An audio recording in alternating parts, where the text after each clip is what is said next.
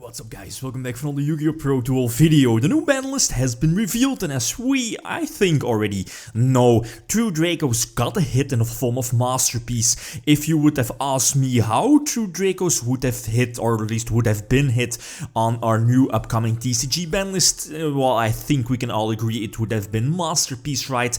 And then Diagram would be up for debate, but Konami decided to keep Diagram 3 here for us TCG players. So, well, again, and as I'm not forgetting definitely here, is okay, Masterpeace getting banned, but the True Draco engine getting like a small piece of their core engine back, being the Dynamite, being Knuckles, I believe the name is right, at one. So let's try it out. The engine, the core engine of True Dracos is still very strong. You can still easily get it on the field, get some pluses out of, you know, tributing your continuous spells and traps off of the searches, you know, your opponent activating card effects, etc, etc. The Amano, well, again, depends on the format, but it seems, well, Pendulum Magicians is still playable, even though they got a big hit in the form of Astrograph Sorcerer, ABCs, Invoked variants, maybe, you know, Brandish very soon. So, will the core engine of the True Draco be strong enough to combat those decks? Not really sure about that. Then again, what I'm sure about this particular deck list, or at least about True Dracos, is that they are still a very strong engine, and they can just slap in every floodgate, pretty much every floodgate, like, you know, Skill Drain is still at 1, right, and then the Monarch's Erupt, which is basically another copy of Skill Drain. Rivalry of Warlords, that's an interesting one, same for Anti-Spell, but, you know, those cards are heavily relying on the format, right? But yeah, the Solemn Brigade, well, maybe, but depends on the format, right? With the hand traps, etc. If Brandish gets released soon, that deck is already main decking tons of hand traps, so we can definitely expect more. This is a pure build.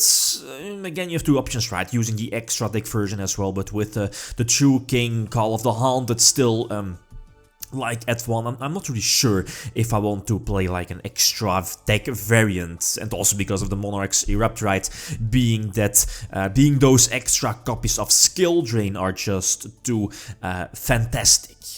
Okay, so let's see a couple of example duels.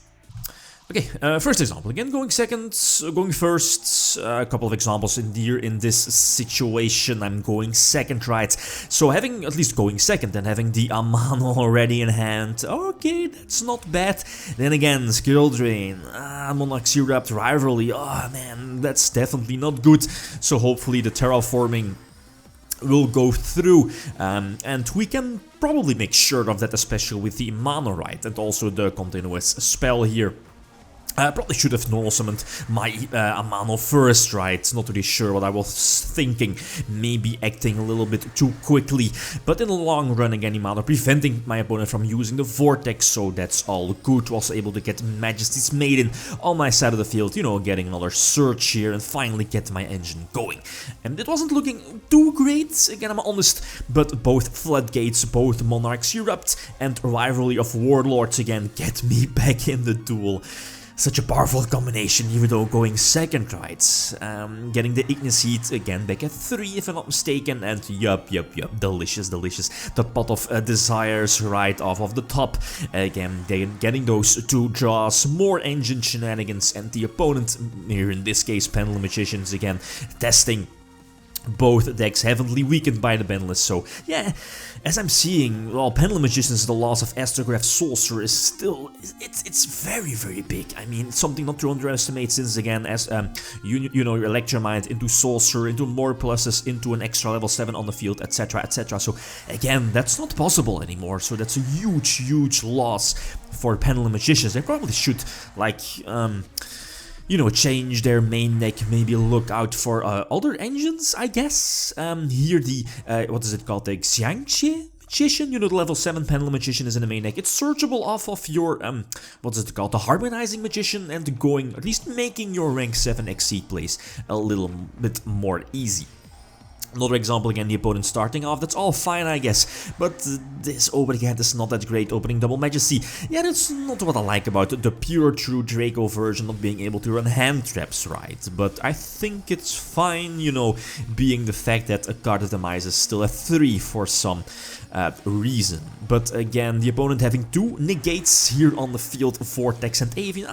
I'm not sure about Avian. Avian is cool, I guess. It's like one of those cards that's always, you know, when having the new ban list, people slap in that card, since again it's like a solemn judgment on lag, so you aren't really doing anything wrong. But then again, going into a multiple round YCS, Avian might not be the most consistent card. Again, not a Pendulum monster, you know. Another example again, yeah, still playtesting against Pendulum Magicians, right? Both decks heavily hit, so that's why we decided to do this. But again, going first, I believe having triple erupt. It's fine, I guess. Again, not really the best thing, but again, it's holding off the opponent, so I guess that's fine. I was able to search out the True King, Call of the Haunted, so that's all good. We'll be able to reborn Knuckle the fighter again, but the Borilo Dragon is definitely not a threat, especially with Monarch's Erupt, right? And also because of the trap cards that can easily get rid of the Borilo Dragon. The field spell actually was a very nice rip, so getting rid of the trap card and one of the Monarch's Erupt, so getting both beatsticks on the field, and again having the tribute summon monster on the field lets me activate the Monarch's Erupt. Again, very devastating here for the opponent. Not really sure how he will handle this. Again, Monarch's Erupt preventing the Harmonizing from activating. That's all good. Yeah, not really sure about Pendulum Magicians, right? You might want to focus the deck again like it was a couple of months ago, like Omega spam, since again, Omega is still a 3 for us TCG players, so they can still, our Pendulum Magicians can still spam Omega like crazy, so go first turn, 1 or 2 Omegas might currently be the way to go. Yes, playing through Dracos, that will happen like 50% of the games, you know, setting your hand or setting a couple of cards, using cards and mice, but your opponent is still having the Ash Blossom. Still strong, right? Still early game, or it's still early, super early format, so should we still be main decking multiple hand traps? Yeah, probably. You know, Nightmares, Troymares, Spirals is still a threat, I think, or am I overlooking something? Especially just with the Nightmare shenanigans, Gogis can spam those things on the field. It's still a very big threat. But again, yeah, the loss of Masterpeace. For 2 Dracos, that's a lot. You could, like, main deck, what is it called? The Metaltron? You know, it also needs, like, 3 tributes to get on the field, but nah, probably not. You just, I think it's just fine to run the core true Draco engine and go with that, right? Last example again, a good one. Getting to start here, immediately get Maiden on the board just in case of hand traps, right? Potentially get a search, use the field spell, eventually get rid of, I believe, yeah, the contender trap, so I can get 2 draws, and yes, must be nice. Again, drawing the card of the mice, still busted at 3, especially here for this deck. So yep, this is a very delicious opening turn, so having Ignis Heat and Maiden on the field to get those pluses out of basically 1 card, being the, what is it called, Curtain Raiser? Anyway, Monarch's Erupt again, preventing my opponent from using the monster effect, and that's such a I mean, okay, the limits Girl Drain, but Monarch's Erupt still at 3. Well, I'm not implying that it should be hit, but again, the fact that true Dracos do have the opportunity, or do have the chance, or the ability, right, to play Monarch's Erupt at 3 here in the deck is it's very crazy. Desirous, yep, very nice. So reveal, I believe, the trap card. Yeah, I should be able to go for game, I think. Forcing out Avian, or, you know, destroying the Avian with the trap card, getting another copy of Ignis Heat on my side of the field eventually. First, get a draw off after the Desires, sending back Knuckles. Yeah, this indeed should be definitely enough for a game. So, True Dracos, okay, they are hit. They lost Masterpeace. That's obviously a huge hit for True Dracos. Are they able to recover?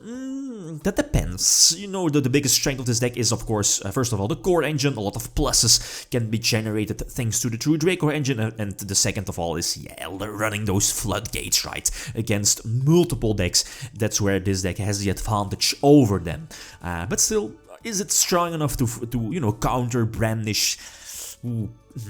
I don't know, probably not, since again side decks, it's and hand traps of course, right?